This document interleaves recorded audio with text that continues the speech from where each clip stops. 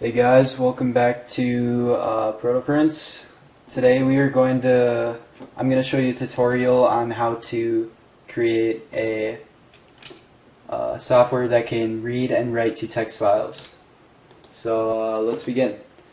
Alright, so first, if you guys don't know how to create a Java Eclipse project, click on the video, like wherever I'm pointing, I don't know wherever I'm going to put it, but yeah, watch that video. It'll give you a nice tutorial on how to start your first Java project in Eclipse. And there's also a video on how to download and install it. So yeah, let's begin. So we open up the main and we have read and write open. You go into the main, calls creates the read write, and then here, right here is where the read write public thing is, and we are going to start the questionnaire, as I'll call it, system.out.println. Hello. Enter what you would like to save.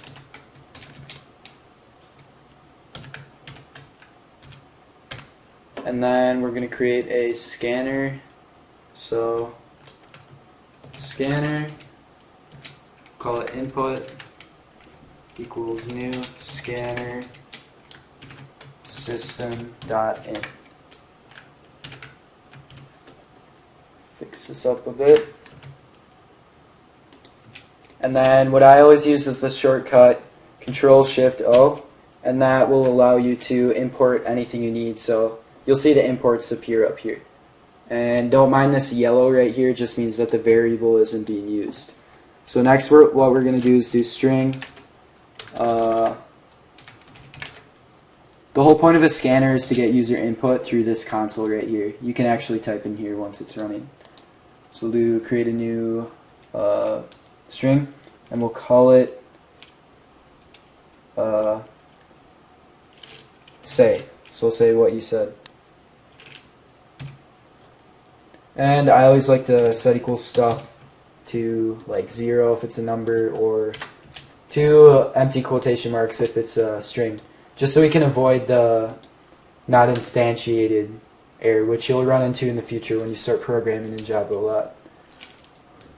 So then what we have to do is say equals input dot next line, and this will get the next line. So whenever we hit enter in the console, that'll be the next line, and that's when it'll take the string you entered, and then what we're going to do is put it into an if statement. If say doesn't equal, we'll say null. Null or empty quotation mark, same thing. What it'll mean is if we didn't put anything in and we just hit enter, we can do, let's put this in a while loop so that this is an infinite loop. It will never stop because we put true there. While true, do everything inside the parentheses. Okay. So if say, then write sit. So we're going to create a method called write, and it'll bring it what we wrote. So let's hit enter at this last parenthesis. Shorten this up a bit. Okay, and then we'll do void write string, because we're sending the string over into the void. Abs. We'll call it abs. And let's call it nar. We'll call it nar. There we go. And what we're going to do here is, okay, so we're going to create a file writer. Yeah. This is a new thing too, you're learning, a file writer. It's what you use to write to files. This is exactly what it sounds like. FW. We'll import that, so Control-Shift-O, and then we'll instantiate the file writer. So FW equals new. Okay, watch out, this is going to be pretty large here. File writer and then quotation marks. That's where we're going to put our file directory. I'll show you how to get that in a sec. True. And that true or false right here determines whether or not whenever we write to the file, if it completely erases everything in that file before we wrote it, or if we want to just add on to what's already in the file. So after we do that line, hit enter, and we're getting an error here because we need a file directory. So I'll just go ahead and show you how to get that. I created this file here. We will call it nar, or no, let's do lowercase. Easier to remember lowercase because then you got to think, is it lowercase, uppercase, words in the middle, uppercase, whatever. Open this, delete that, and then close out of it, save, and now we have our text file. So you got to create a text file, and I created a folder in the desktop to put it in.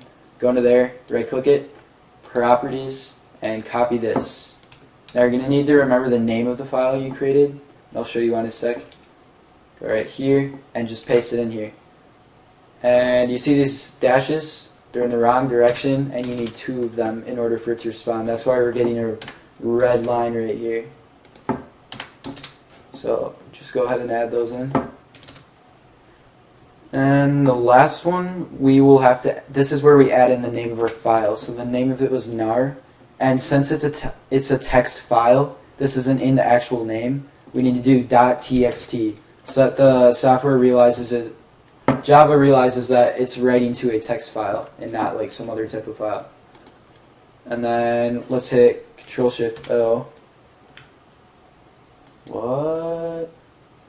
Control-Shift-O. Oh yeah, we have to surround it with the try catch. Now if you don't know what this is, what it does is if there's an error, it's trying something, and if it doesn't work, it'll tell you something didn't work. That's basically what it is. And I'll show you quick how I always organize these catches. I always shorten them up as much as possible just because they don't really matter.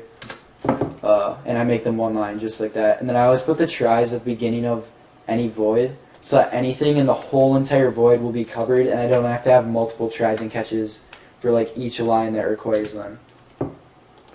Now that we have that, don't mind the yellow light. We will do fw.append. So now we're writing a line down.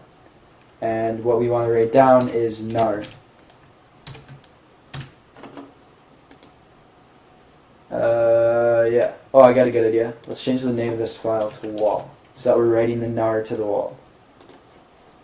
So we can change the file name, and whatever you change there, you have to change here, of course. Otherwise, it would be looking for a different file. And when it finds that wrong file, or can't find it, it'll send you back an error here in the catch, because when it tries it, it'll fail to find the right file and tell you that the file cannot be found.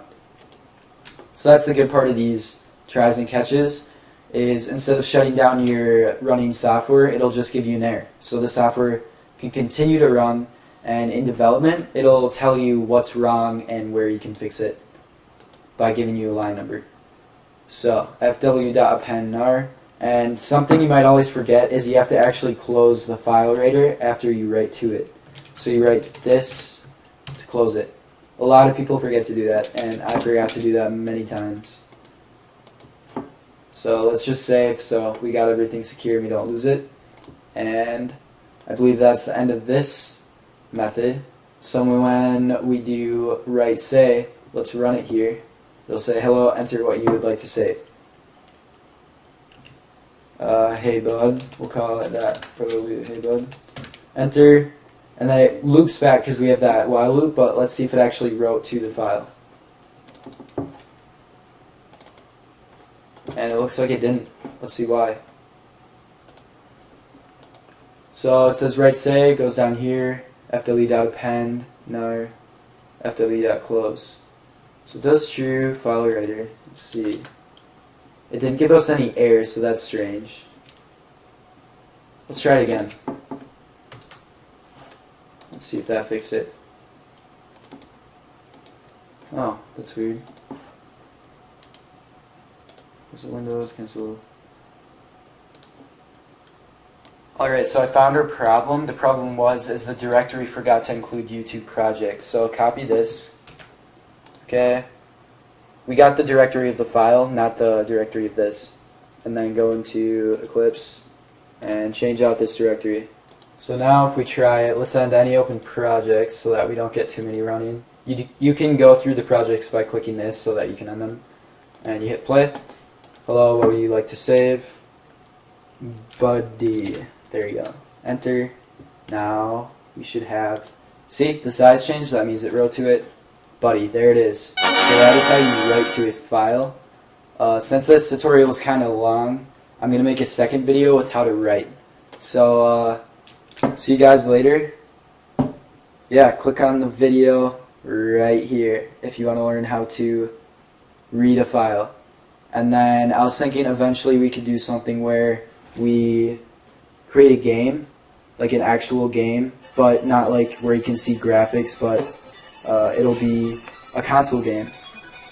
So yeah, like a card game, tic-tac-toe, whatever. And eventually, once we get through like how to do all the simple stuff in Java, I've started, or maybe starting, a tutorial series on how to do really hardcore stuff in Java. So like I'm talking about networking, server socket channels is what you want to use on server sockets. But yeah, so if you guys stay tuned for all my tutorial videos, and make sure you subscribe so you can get updates every time I put a new Java video out. But in the future I plan to put out really complex, like hardcore coding videos, and you guys can get like a shortcut into learning how to do networking and stuff like that. So if we make a game in the future, like a 2D game with graphics and a window, we can create a network for it that'll allow you to make it multiplayer. And then along with that, the servers will be able to host websites. So you can host websites from your computer that host multiplayer servers and whatnot. So yeah, make sure you guys subscribe to Fingerprints, and see you guys in this video.